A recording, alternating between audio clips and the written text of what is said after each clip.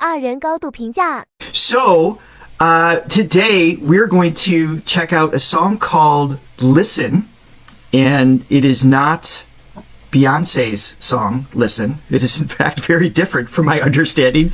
Can you give us a little background on the story for this particular song? Of course. So the song, the story of song is, comes from a family of three.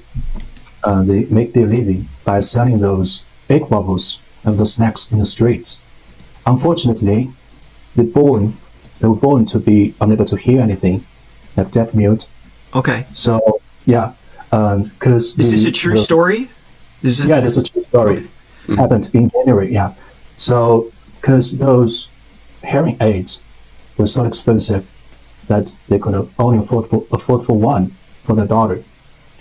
And the parents, I believe the father, he typed something in his phone to show to other people, like I believe he said, my wife and I may be unable to hear anything, but my daughter must. So yeah, that's beautiful. Yeah. Unfortunately, later when this went viral, the video went viral on the internet, some nice people, they just reached out to them and give them help. So now they are able to hear.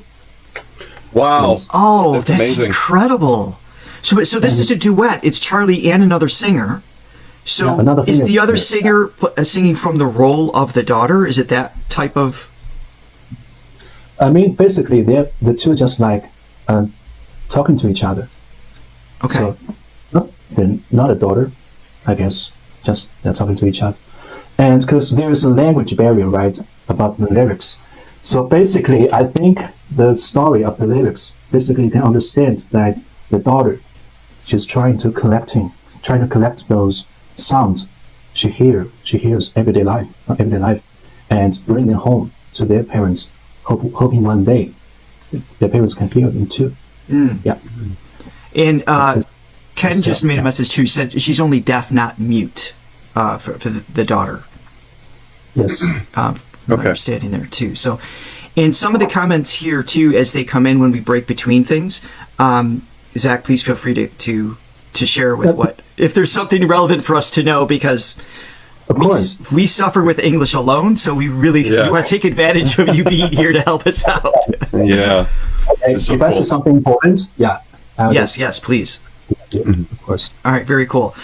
So, I'm thinking we're bringing this in. Now, we do have to have, as always, unfortunately, a little bit of a transparency just to be safe, especially as we're learning. When we do live streaming, it's even more strict when something is caught. So we just have to be cautious here. But the links are always in the description, so you can visit the original in case you're not familiar with these songs. And we encourage you to always play the original as well.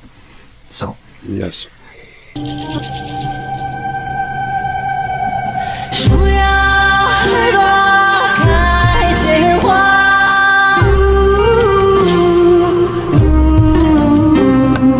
菜要耳朵发新芽，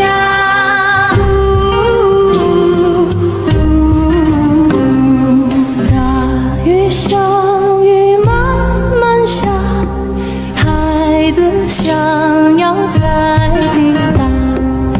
下着滴答送妈妈就会听见了。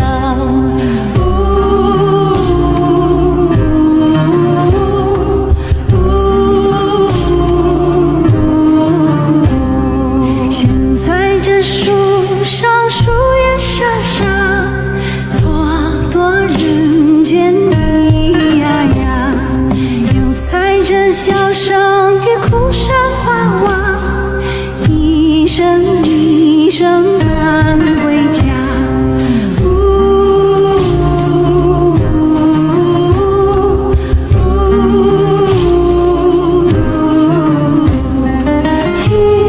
I'm going to take a quick pause. I don't want to pause too many times, obviously, because there's every time we hear Charlie sing, there's a teleportation.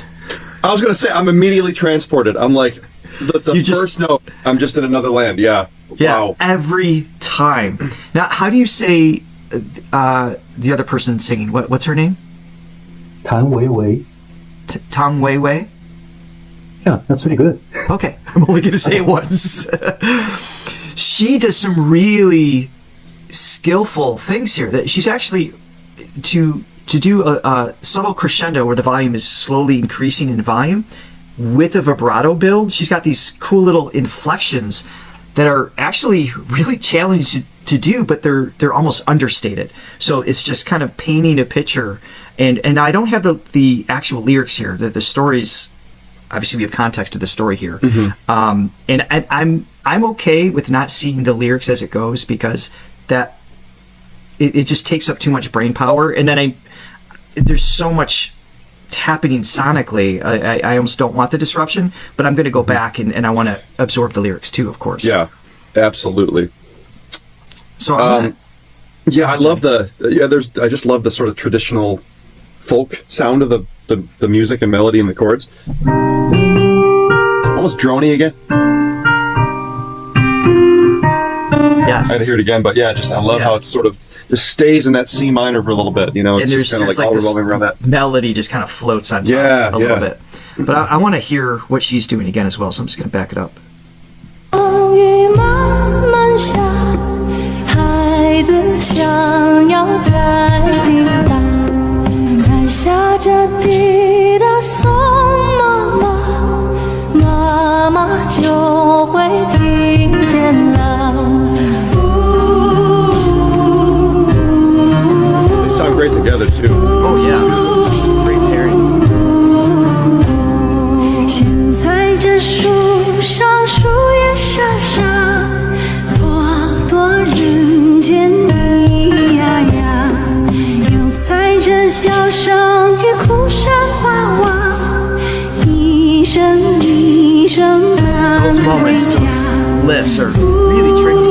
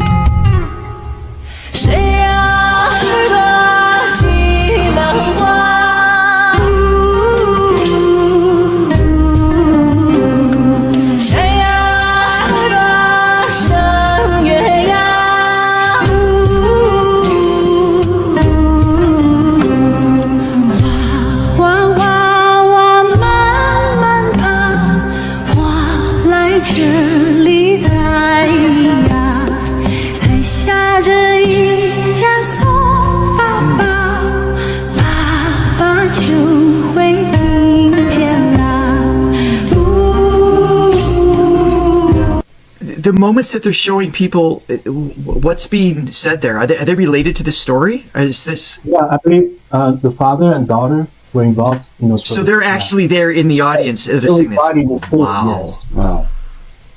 That's crazy. Because I noticed there was a young lady with a hearing aid, or So there was. I didn't know if that was like her story, if she's actually present. The family, the whole family, the three were invited to sing. Yeah. How amazing is that? That is super cool. So as always, Zhao's tone, we talk about his tone all the time. And Zach, we spoke just for a minute before we jumped on. You said there was, Billy, there was curiosity on the other dimensions of his voice a little bit. So I want to wait to the end of this song here, and then maybe I can bring up the dimension map and we can discuss that a little bit. But it obviously his pitch accuracy and everything is great, and that's what deems him as a good singer by traditional standards, right? If you can sing on key, on time, that's like the basic, not even requirement, but the checklist. But even that's not necessarily needed to be an artist, right? So we can step outside of the genre, and then you can be off key and I always pick on Bruce Springsteen, but he's not on key, and his fan base is rabid. So so there's nothing, artistically. There's always interpretation that resonate with people, right? So that's all well and good, but Charlie's tone, that's what teleports you. I mean, part of it is the music, because this isn't the scale, the instrumentation that Johnny, you and I are used to hearing in our day to day. So there's which is partially why it's so cool to listen to as well. Yeah, it's like the landscape musically is interesting, but his voice, the tone is just so unidentifiable based on my 40. How old am I again?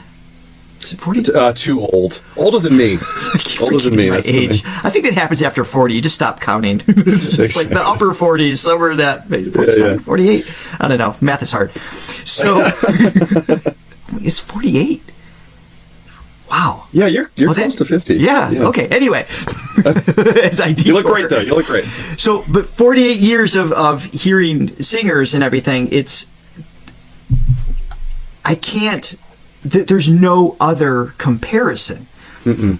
And usually what the brain does is that you compare to identify, not in a negative way. It's like if you see a tree, you're going to go, oh, that's a tree. Even if it's a tree species you've never seen before, you know it's a tree because it has certain qualities that says, okay, there's a trunk, there's a leaf, I know that's a tree. I don't know what kind it is, but it's a tree. Yeah, we have an impulse to want to label and conceptualize things just by nature. Yeah. The brain categorizes things for safety reasons and memory reasons and things like that. So if I hear a voice, I'm like, oh, that reminds me of the singer. And it's never with the intention to lessen the uniqueness of the individual, but the brain labels as, oh, that reminds you of this person and this person and this person.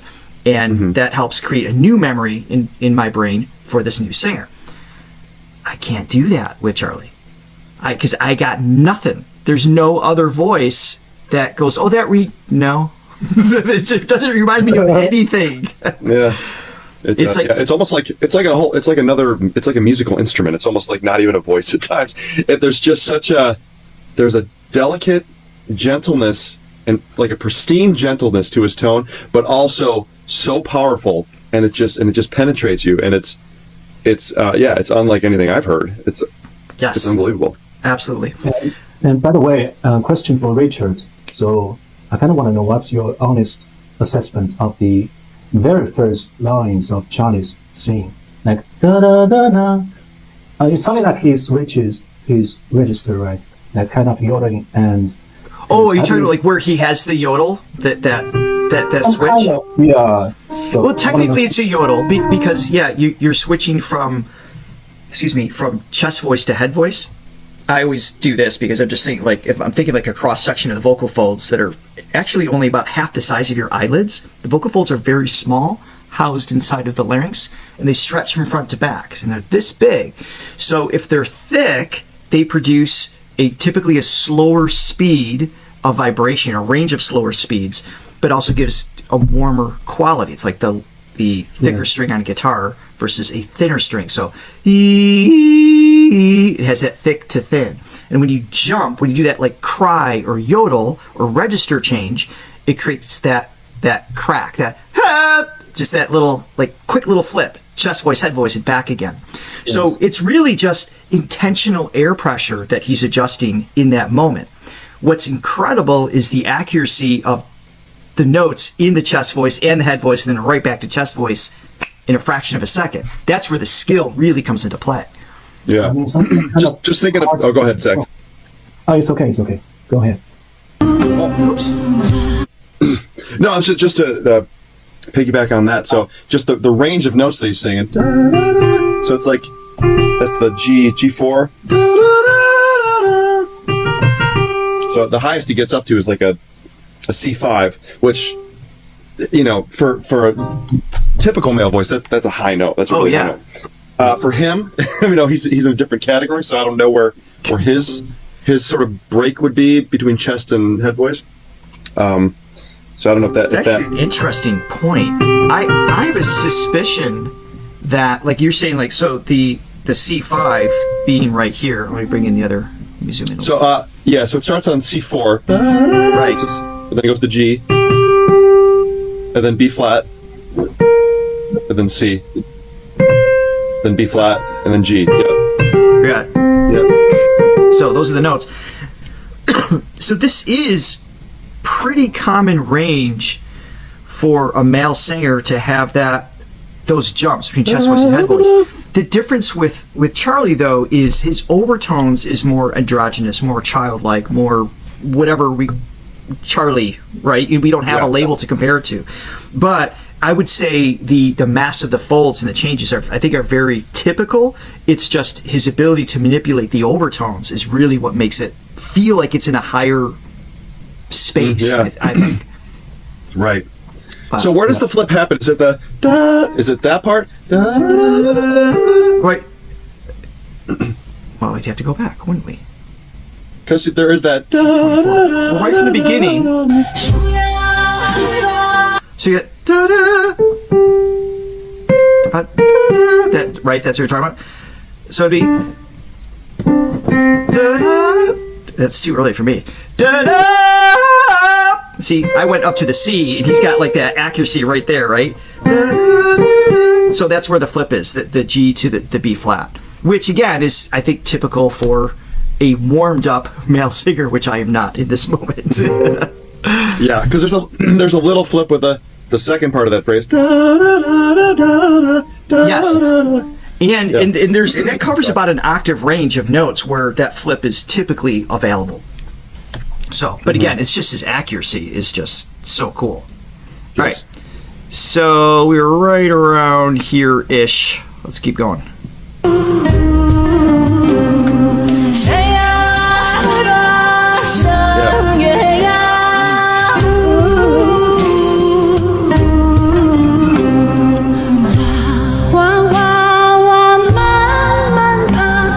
Oh, that's beautiful, man.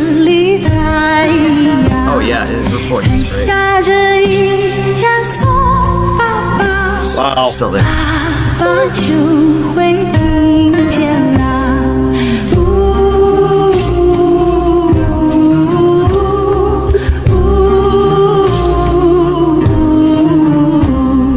现在这小溪流水哗哗，流水人群响，又踩着琴声歌声悠悠，一声一声奔回家。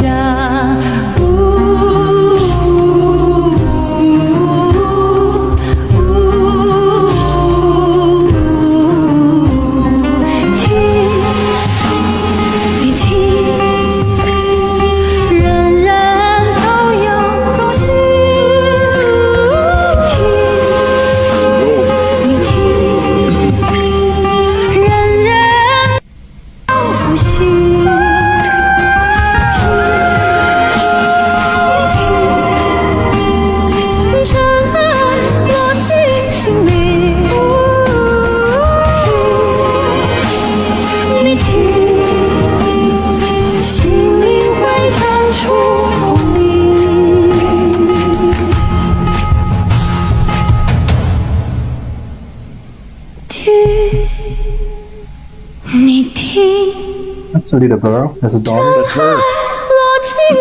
Wow. 你听，心灵会长出空灵。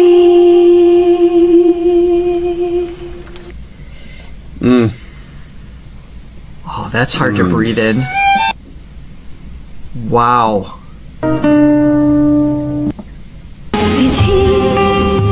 I love his, you said, Johnny, almost like his instrumentation that he has on top here.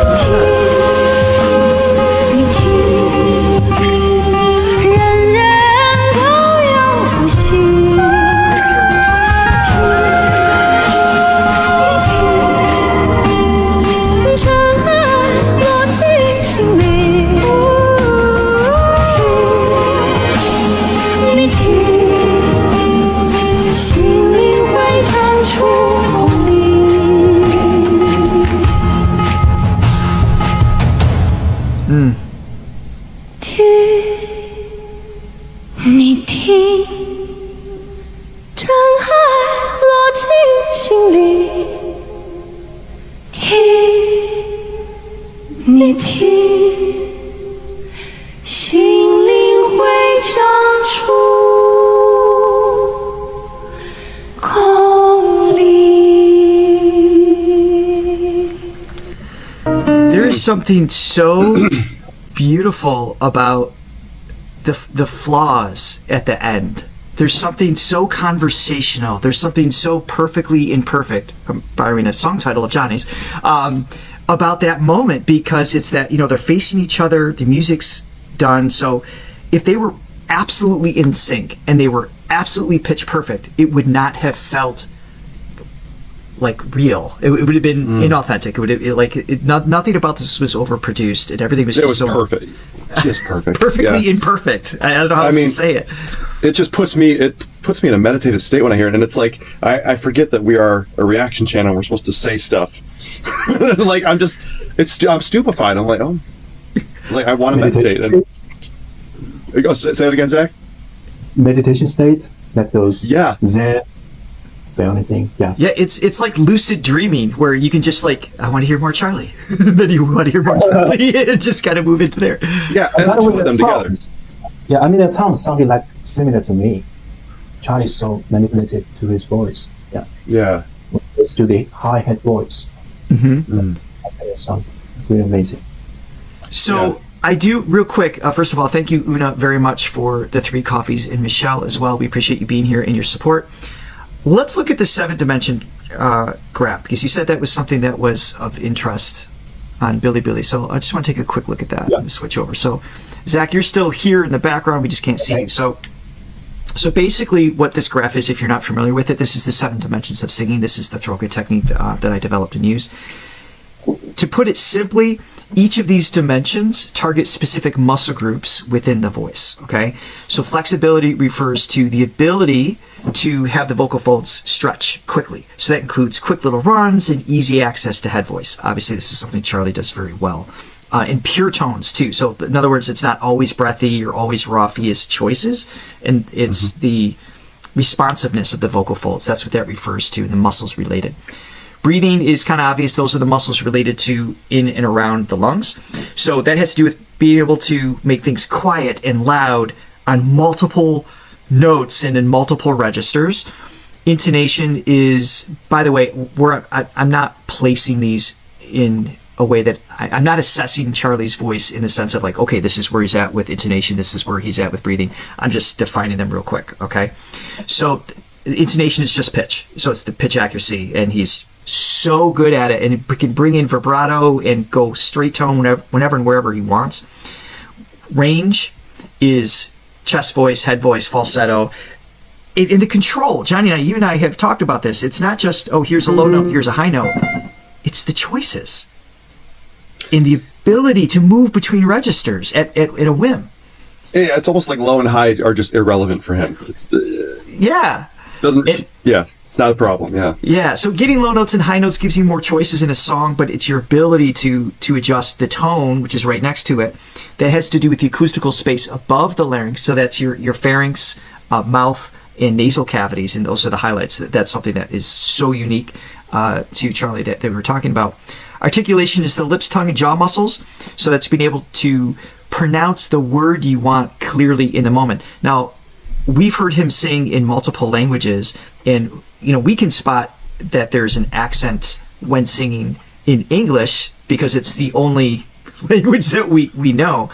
Right. But I still can understand the words, and that has to do with just a lack of repetition in that specific language. It's not because he can't pronounce it. His manipulation with articulation and tone, I think, is phenomenal. Even though I can't understand what he's singing, it's clearly a choice in how he's using the lips, tongue, and jaw, which is why they're so strong in his skill set. And strength has to do with endurance, being able to sing for long periods of time. It's the intrinsic muscles of the larynx, as well as being able to go loud and soft and things like that, the control. So it's just like, he's just firing on all of these. We talked about Dimash too, of just like skill sets, just being maxed out everywhere. But there's a relativity. right? So it's not just about being completely great at all of these things. It's being memorable or having a standout thing. So his tone, I would argue, is probably better than maybe his breathing. I'm not saying his breathing isn't fantastic, because it is, but it's so incredible, his tonal shifts and manipulation, and we've seen him do multiple voices in a single song. So that's a standout dimension only relative to the others. It doesn't make the others less skillful. And again, this is just a skill chart. It doesn't reflect the artistry, because I work with singers that are just incredible at all these skills, and then they sing the song and I'm like, where's the goosebumps? Right? Just the skill alone is not enough. You have to have the artistic vision and interpretation to make it memorable. Mm. Oh, he speaks six languages? Is that true? Speaks or sings in? Because I know there's... well, I don't know, but apparently he can. He's